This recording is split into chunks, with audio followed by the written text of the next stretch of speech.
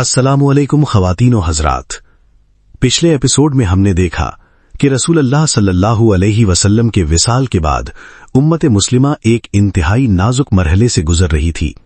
مدینہ منورہ غم میں ڈوبا ہوا تھا، جبکہ مسلمانوں کے سامنے سب سے بڑا سوال یہ تھا کہ اب امت کی قیادت کون سنبھالے گا۔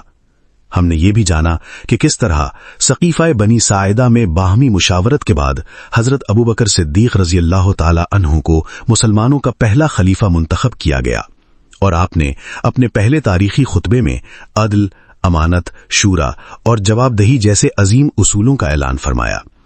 لیکن حضرت ابوبکر صدیق رضی اللہ تعالی عنہ کے لیے اصل امتحان ابھی شروع ہوا تھا۔ رسول اللہ صلی اللہ علیہ وسلم کے وصال کے فوراً بعد پورے جزیرہ عرب میں حالات تیزی سے بدلنے لگے۔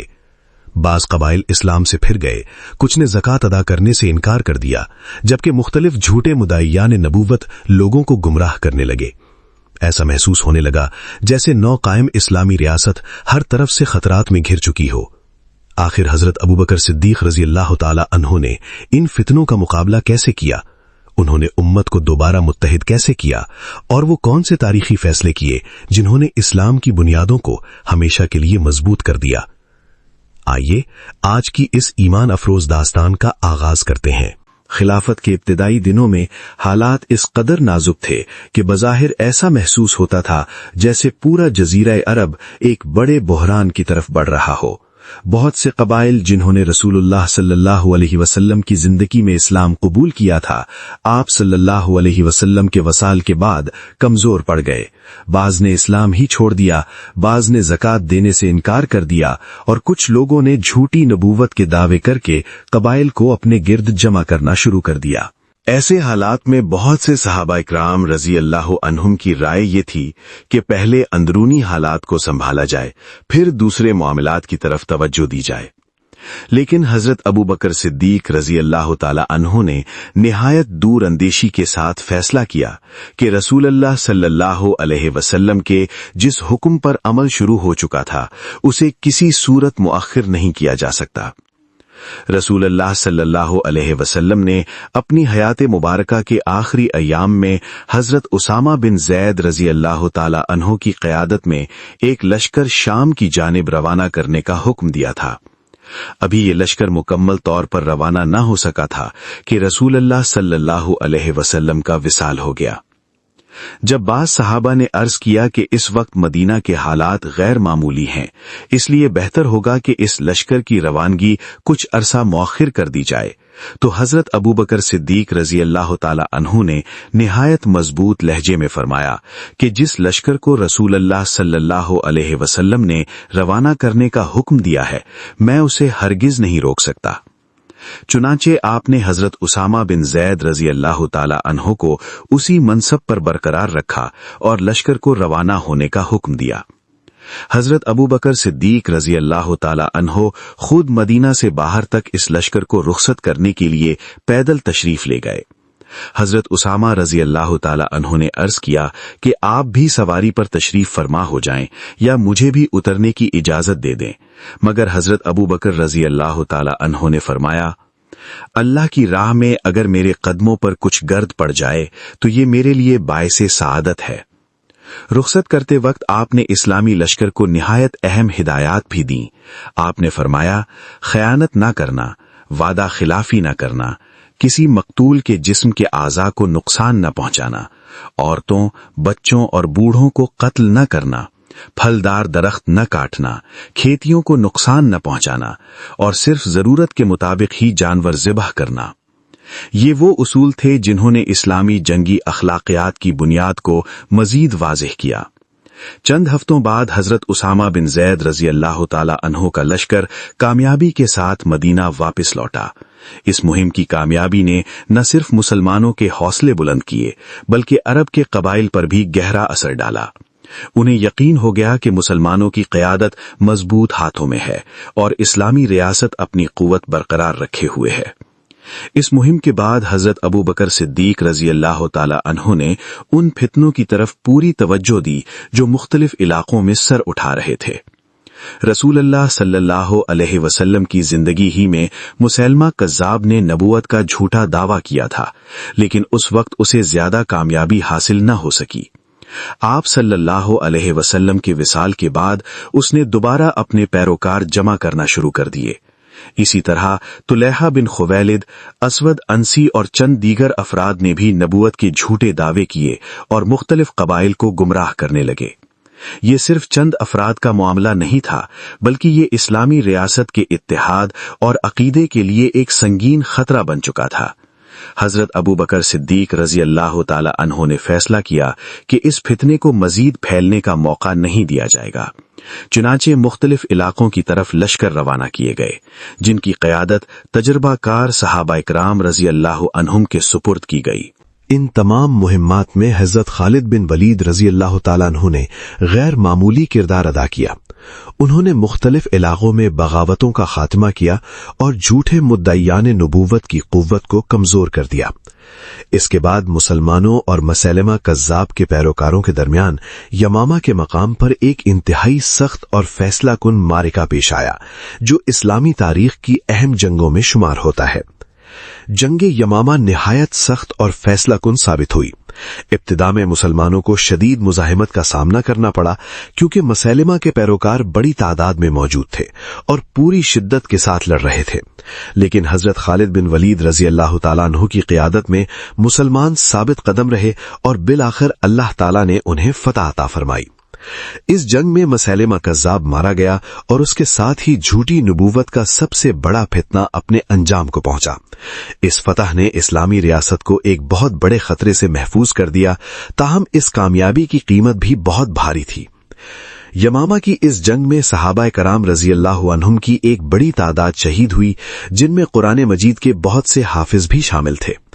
یہ واقعہ حضرت ابو بکر صدیق رضی اللہ تعالیٰ عنہ اور دیگر صحابہ کرام کے لیے انتہائی تشویش کا باعث بنا، کیونکہ اگر اسی طرح حفاظ قرآن شہید ہوتے رہے تو مستقبل میں قرآن کریم کی حفاظت کے حوالے سے مشکلات پیدا ہو سکتی تھیں۔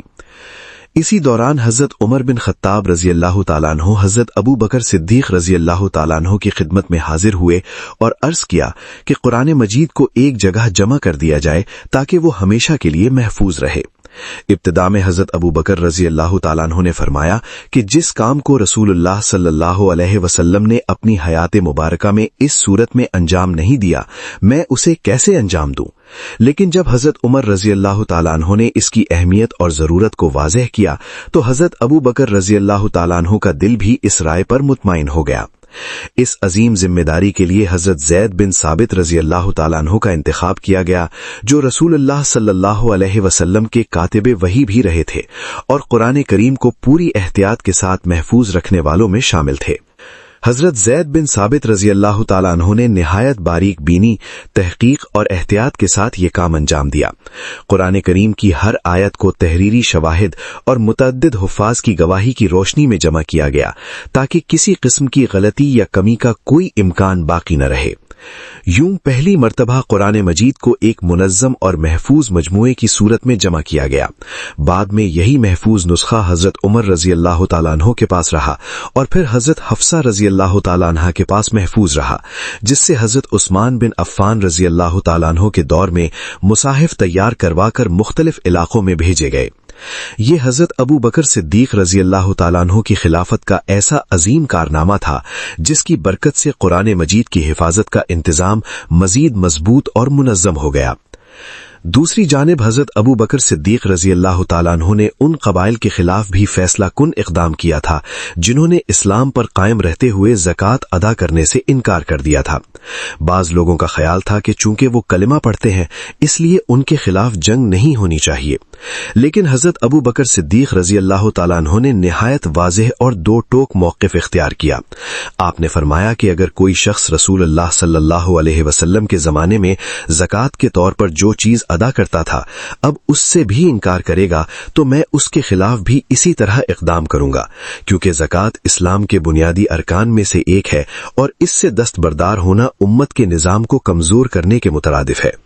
آپ کے اس مضبوط فیصلے کے بعد مختلف علاقوں میں مہمات روانہ کی گئیں۔ رفتہ رفتہ تمام قبائل دوبارہ اسلامی نظم کے تحت آ گئے، زکوٰۃ کا نظام بحال ہوا اور پورے عرب میں مرکزی اسلامی حکومت کی رٹ دوبارہ قائم ہو گئی۔ صرف 2 سال سے کچھ زیادہ عرصے کی خلافت میں حضرت ابو بکر صدیق رضی اللہ تعالیٰ عنہ نے وہ کارنامے انجام دیے جنہوں نے اسلامی ریاست کو ٹوٹنے سے بچایا، امت کو دوبارہ متحد کیا، داخلی فتنوں کا خاتمہ کیا، قرآن مجید کی حفاظت کا تاریخی انتظام کیا اور آئندہ آنے والی عظیم اسلامی فتوحات کے لیے مضبوط بنیاد فراہم کی۔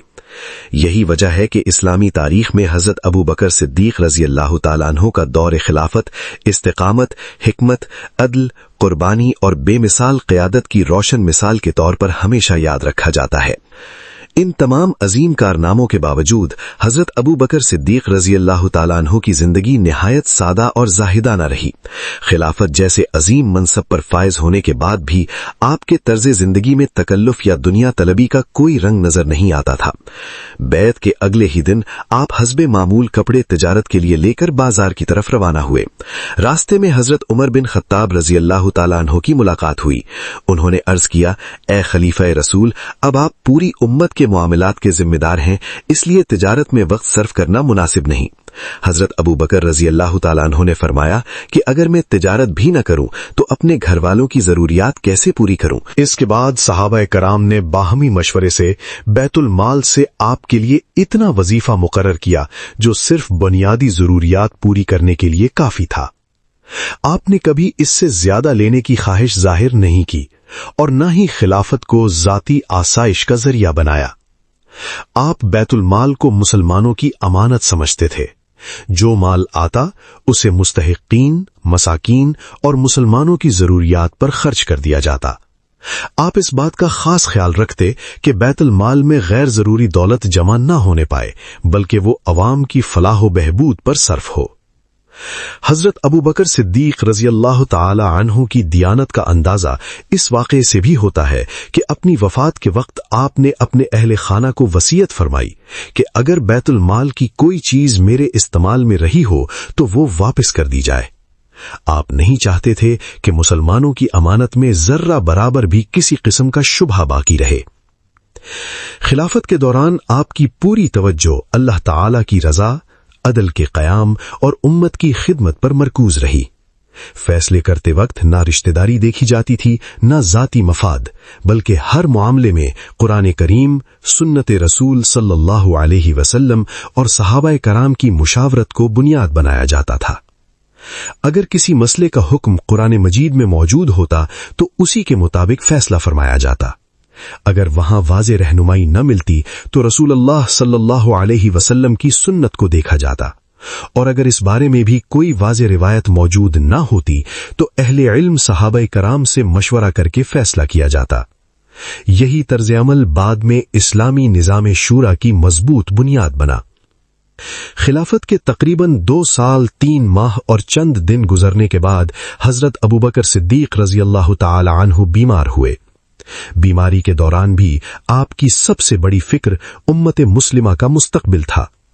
آپ چاہتے تھے کہ آپ کے بعد بھی مسلمانوں کا اتحاد برقرار رہے اور اختلافات جنم نہ لیں۔ اسی مقصد کے تحت آپ نے صحابہ کرام کے ممتاز افراد سے مشورہ کیا۔ غور و فکر اور باہمی مشاورت کے بعد حضرت عمر بن خطاب رضی اللہ تعالی عنہ کو خلافت کے لیے موضوع سمجھا گیا۔ اس طرح آپ نے امت کو ایک بار پھر انتشار سے محفوظ رکھنے کی کوشش کی۔ آخر کار 22 جمادی الثانی 13 ہجری مطابق اگست 634 عیسوی حضرت ابوبکر صدیق رضی اللہ تعالی عنہ اس دنیا سے رخصت ہو گئے۔ وفات کے وقت آپ کی عمر تقریباً 63 برس تھی، یعنی وہی عمر جس میں رسول اللہ صلی اللہ علیہ وسلم نے وصال فرمایا تھا۔ آپ کی وصیت کے مطابق آپ کو مسجد نبوی میں رسول اللہ صلی اللہ علیہ وسلم کے پہلو میں سپرد خاک کیا گیا۔ یوں دنیا کی تاریخ کی وہ عظیم ترین رفاقت جو زندگی بھر قائم رہی، وفات کے بعد بھی برقرار رہی۔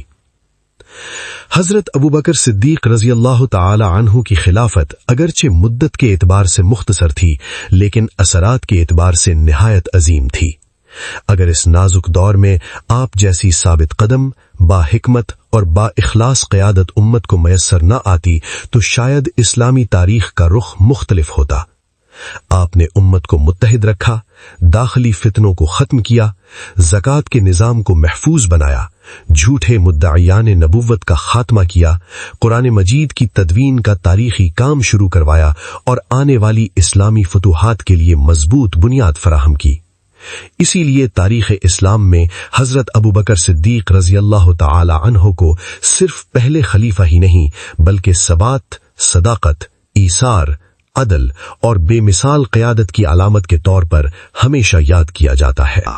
اگر آپ کو یہ ویڈیو معلوماتی اور مفید لگی ہو تو اسے ضرور لائک کریں، اپنے دوستوں اور اہل خانہ کے ساتھ شیئر کریں، اور اگر آپ ہمارے چینل پر نئے ہیں تو ایسے ہی مستند اور دلچسپ اسلامی تاریخی واقعات دیکھنے کے لیے چینل کو سبسکرائب کرنا نہ بھولیے۔ اپنی قیمتی رائے کامنٹ میں ضرور لکھیں کہ آپ اگلی ویڈیو کس اسلامی تاریخی واقعے پر دیکھنا چاہتے ہیں۔ اللہ تعالیٰ آپ سب کو اپنی حفظ و امان میں رکھے۔ خدا حافظ۔